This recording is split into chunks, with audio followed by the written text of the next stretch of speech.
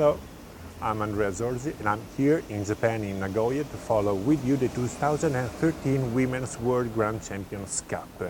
This tournament since 1993 takes place the years after the Olympic Games, and this is the last of the international season.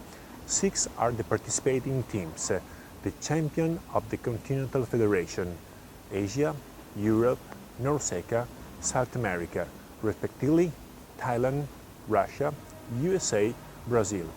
Dominican Republic is here as the best ranked vice-continental champion and Japan as the hosting country.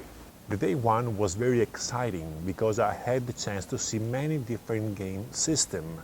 2 matches out of 3 were played by an Asian squad against a Western team. In the first match between Thailand and the Dominican Republic, the Thai has to rely just on their very good defense skill.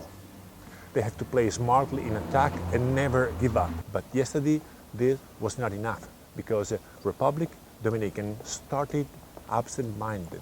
But at the end of the first very balanced set, they found the right attitude, they won that set and then overcome the opponent. The other match that showed a different game system was the last of the day one, Japan against Russia. Japan team has a lot of very technical players and Russia has a lot of very tall players. But the crucial key of the game was the attitude of the Japanese to feel comfortable, very comfortable in the very long-lasting rallies. Saori, the Japanese captain, and her teammates played with the Russian bloc, not against the Russian bloc. Hundreds of times they touched softly the ball on the Russian bloc and they were ready to cover and digging. And I really appreciate the ability and endurance of the Japanese to focus mainly on the back row fundamentals. The only match between 2 teams that are following the same game system was Brazil against USA.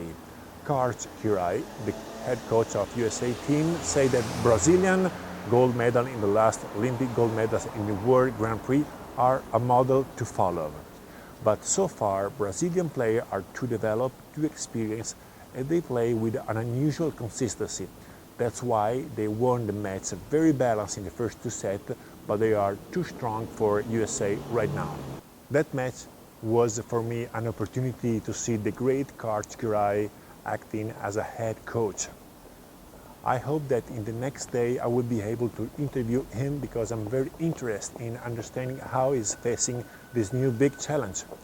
The big question is how Coach will succeed in exploiting his extraordinary volleyball knowledge in the new role.